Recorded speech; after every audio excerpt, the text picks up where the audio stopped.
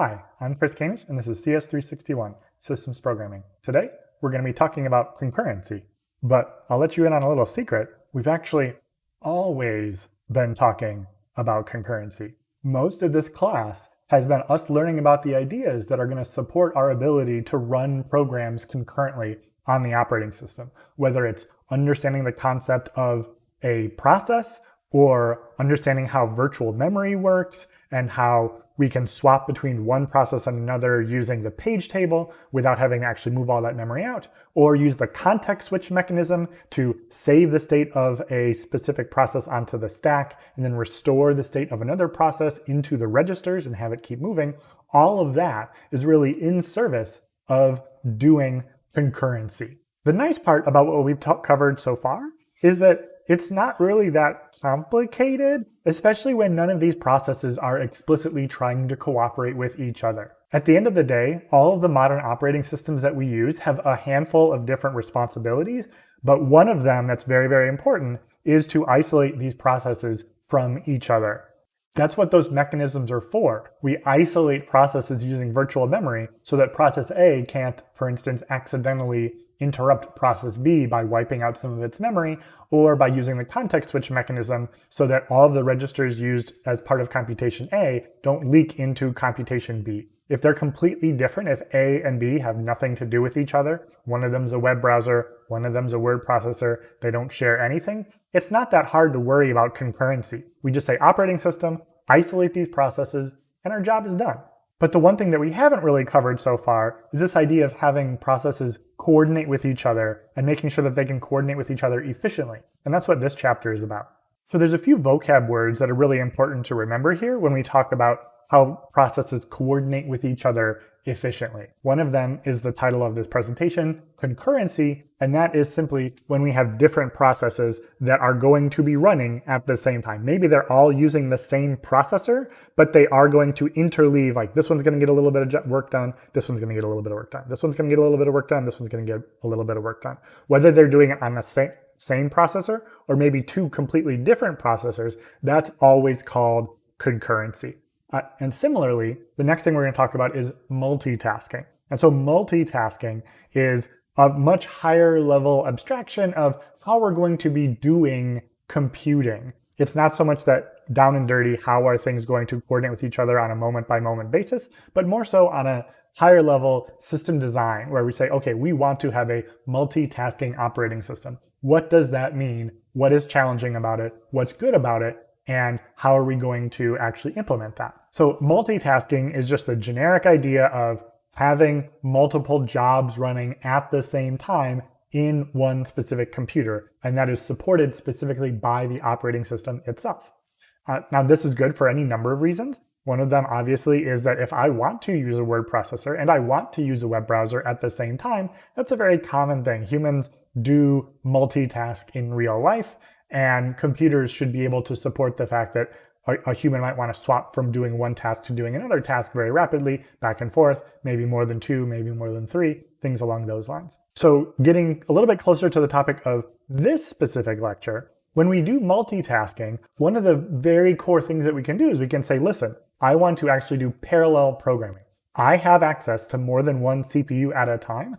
I want to be able to do one task that I efficiently farm out to this CPU and that CPU and that CPU, or in the extreme case, when we do GPU-based programming, we're farming it out to hundreds or even thousands of execution units that all run in parallel to get some process done, like training a deep learning model or playing a video game that needs to have thousands of pixels splatted onto the screen at any moment in time. So those two things of getting one task to go faster, allowing a human to do multiple tasks at the same time, those are things that you probably already had a decent idea. Yeah, that's what I want to have more than one core for. That's what I want to have an operating system with Alt-Tab for. Those are all things that we all experience. If we dig a little bit deeper into systems programming and how computing systems are engineered to really be really beefy and work really well, especially at large scale, we can start seeing that multitasking and concurrency aren't just for those two use cases.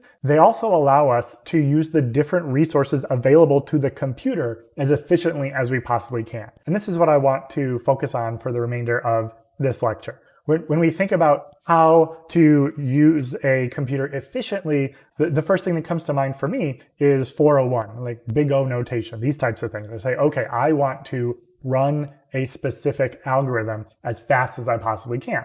And it's very, very important, probably more important than anything else, to make sure that you're getting your big O runtime of any given algorithm down as far as you possibly can, because that's going to fundamentally change how long it takes to get a certain task done.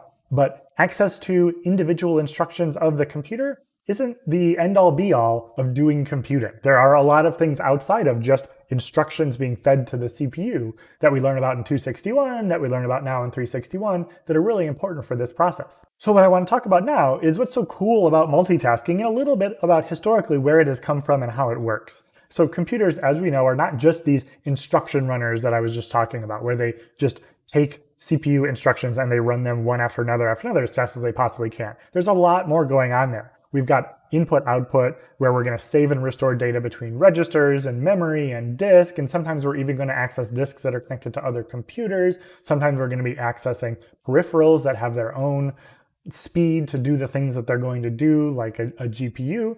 What we want to do fundamentally is get the most benefit out of the fact that we have this very expensive computer that runs on electricity that also costs money. We want to get as much benefit as we possibly can out of that by better understanding how all of these different pieces play into doing things efficiently. And really important for this lecture is that multitasking is going to be one of the key ways that we actually do this as effectively as we possibly can. So the most important part of our computer is absolutely going to be that CPU right there in the middle. And the CPU itself has instructions come in and it has instructions go out. It does this as fast as it possibly can. And sometimes we're going to swap between one process and another.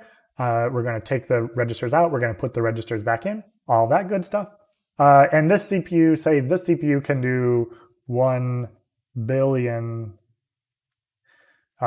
instructions per second. That would be awesome. But just because we can do 1 billion instructions a second doesn't mean we're home free. It doesn't mean everything's just going to be as super fast as it possibly can. We all remember from 261 that just because we can do 1 billion instructions a second doesn't mean we're going to be able to feed that pipeline with 1 billion instructions a second. Doesn't mean that the cache hierarchy that gives us this very, very fast, close L1 cache. We got our L1 that's really, really close to us. We've got our L2, we've got our L3, etc. Then we've got our main memory way down here, right? Remember, all of these different layers of the cache hierarchy are much less expensive as you go further away, but they also have much higher latency. And eventually, if we go way, way, way out here, way far away, we're eventually going to end up with the disk someplace super far away that has incredibly high latency compared to the latency of the main memory, or certainly the cache that is on the CPU itself that makes things go very, very fast. And not only could we be requesting bytes that we're going to compute on from the disk, we might also request those from the network or from some other peripheral that's very, very far away from us. So for the purposes of thinking about multitasking, what we really care about here, again, is that cache hierarchy with this latency hierarchy that we have, where if we're on the CPU, maybe we can do 1 billion instructions a second, but if we're pulling random bytes in from memory, maybe we can only pull 1 million bytes in a second. So what we care about here for the purposes of multitasking is that the speed of the CPU, the speed of the memory, let's say we can pull in 1 billion bytes per second. And remember, for different computations, sometimes we don't need to grab more bytes. Maybe we get a few bytes and we run lots and lots of computations on them. But a lot of modern computing, we don't do a huge amount of computing on every single individual byte. We're not very often running lots of simulations on the same data set. Really often we're doing things like database queries where we want to look through lots and lots of different bytes to find the specific ones we're looking for. And likewise, the things in the memory, as we saw from the last chapter, are really just cache for bytes that came from someplace else. It's a relatively fast, but also relatively cheap place to keep the things that you're currently computing on. And those things are going to come from the disk, they're going to come from the network, they're going to come from peripherals, and modern disks, I think usually you could think of a modern disk probably can do 250 megabytes per second. And a network, even if you have the fastest possible network, when I'm transferring things in my local home gigabit network, I'm topping out at about 110 megabits a second. And that's going to be the top for gigabit networking. And for peripherals, you know, I could be getting any number of bytes at any given point in time. But what we have is this incredibly different set of speeds that we can do different things, and all of them are going to be necessary for the task that we're trying to do. So while this is a relatively close approximation of modern computing, back in the day when these systems were invented in the say 60s, the speed of memory was much slower compared to the CPU, and the speed of disks was much slower than it was before, to the point where loading everything in off of a disk into memory was immensely slow for the purposes of running any given computation. And the designers of those systems recognized that if they ran one program at a time, they had this big problem. They'd say, okay, well, my CPU is just so much faster than my disk that it takes 2 minutes to pull something in, and then it takes half a second to run the computation, then it takes 2 minutes to push the result back out to the disk. I paid hundreds of thousands of dollars for that CPU, and it's only running for 2 seconds out of every 2 minutes. That's unacceptable. That's not an effective use of this very large investment. And so this is one of the motivations that we have for multitasking. We say, listen, I have this resource called the CPU, I have this resource called the memory, and I have this resource called the I/O that I'm going to do to receive the bytes that I want to operate on from some storage, from some other computer, whatever have you. What I really want to do is make sure that every ounce of computing power I paid for, I'm actually using. Every ounce of memory that I paid for, I'm using as best I can. And every ounce of I/O bandwidth that I paid for, I'm using as well. So what we can see is, rather than thinking about it logically in terms of how these things are connected, what we can really think about is we've got a certain amount of CPU capacity, we've got a certain amount of memory capacity, and we've got a certain amount of I/O capacity. And one of these things is not like the other. Whereas the CPU's capacity is really a rate, a number of instructions per second. And I/O, likewise, is also very much characterized by the number of bytes per second that it can bring into the computer, bring into main memory, bring into the CPU, whatever have you. Memory is a little bit different. Memory is absolutely a use it or lose it resource. Memory bandwidth is almost always not the limiting factor in any computation that you're doing. But what is a limiting factor in doing your computation is how much memory you have available to run any given process. A specific process working on a specific workload is going to need a certain amount of memory. It's going to say, I need this much memory in order to get my work done. If I do not have access to that much memory, I just am not going to be able to get it done. It's use it or lose it, and it works or it doesn't work, and that's the way that memory works.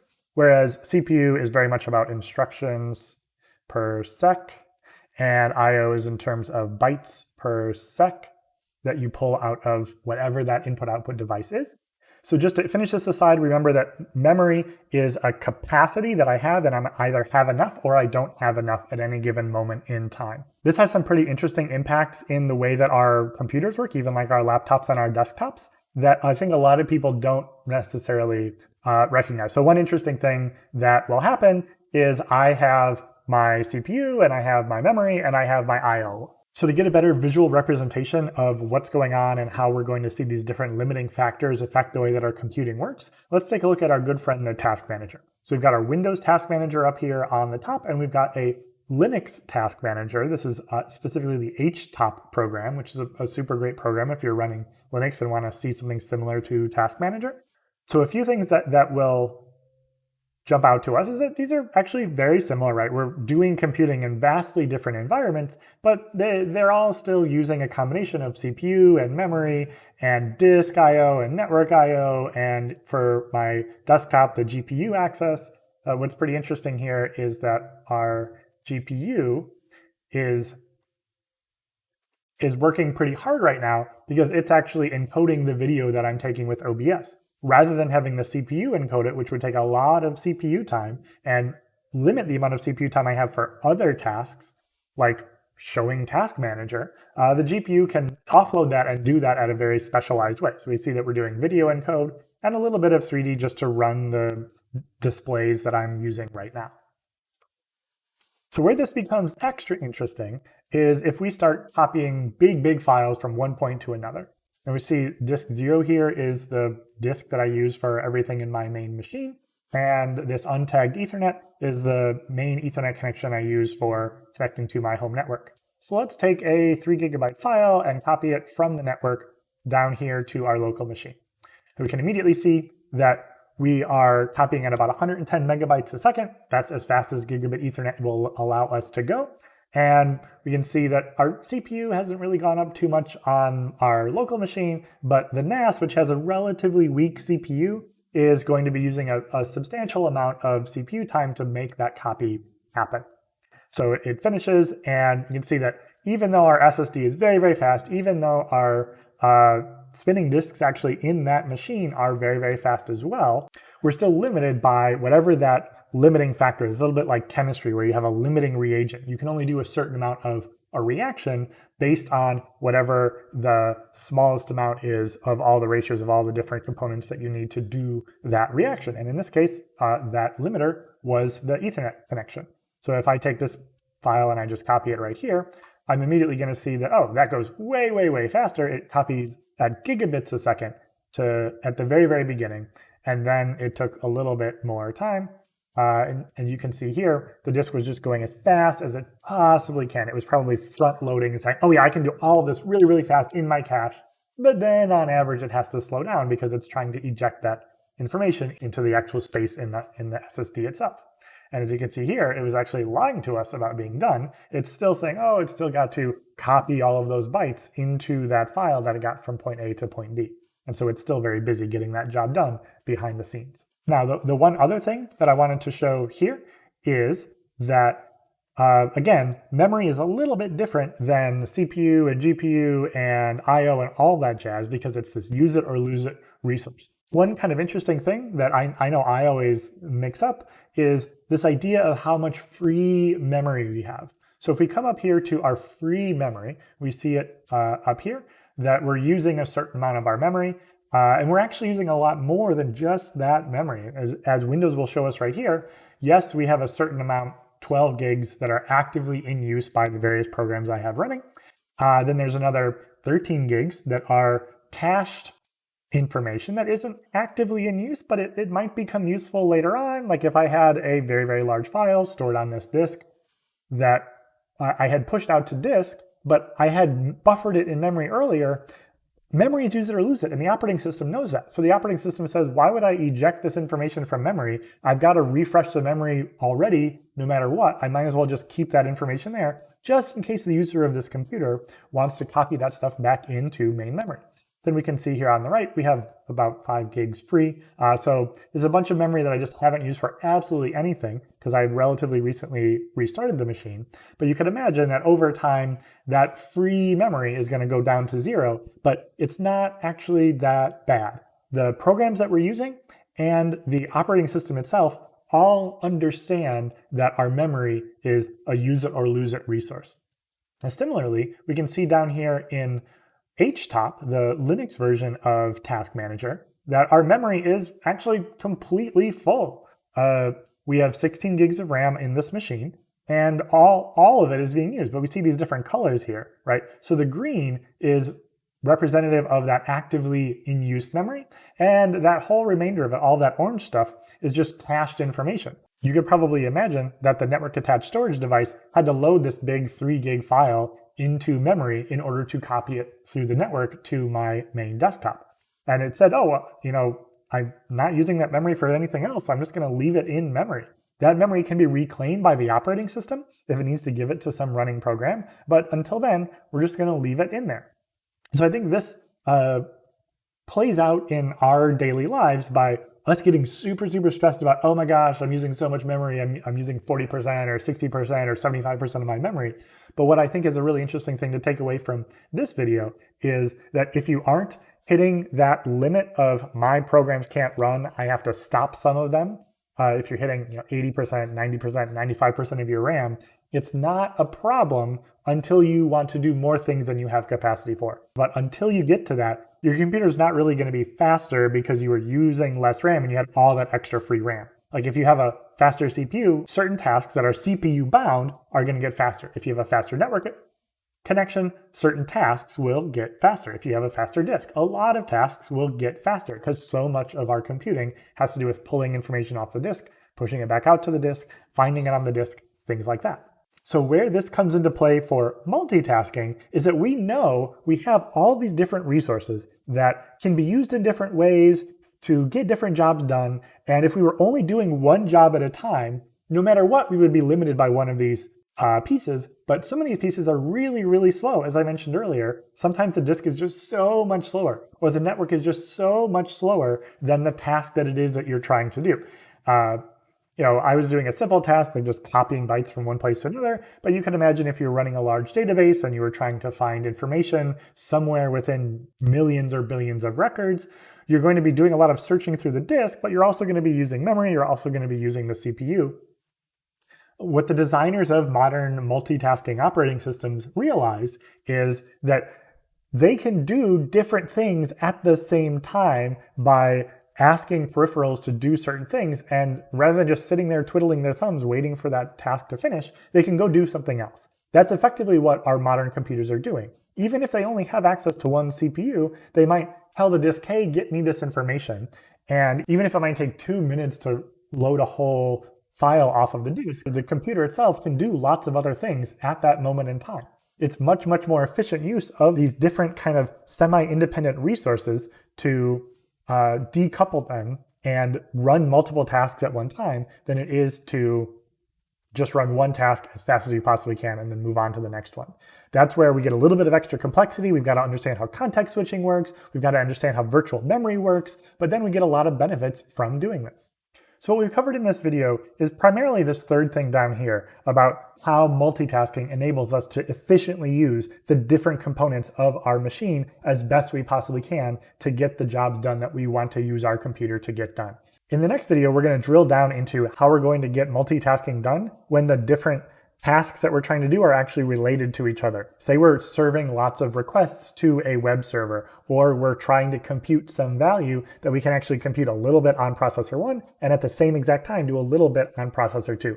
There's all these different tasks that are very valid reasons to use multiple instances of the same code or of different code at the same time that actually need to interact with each other. They need to coordinate in some way, and how we're going to choose to do that in different levels of efficiency, different levels of isolation is what the remainder of this chapter is about.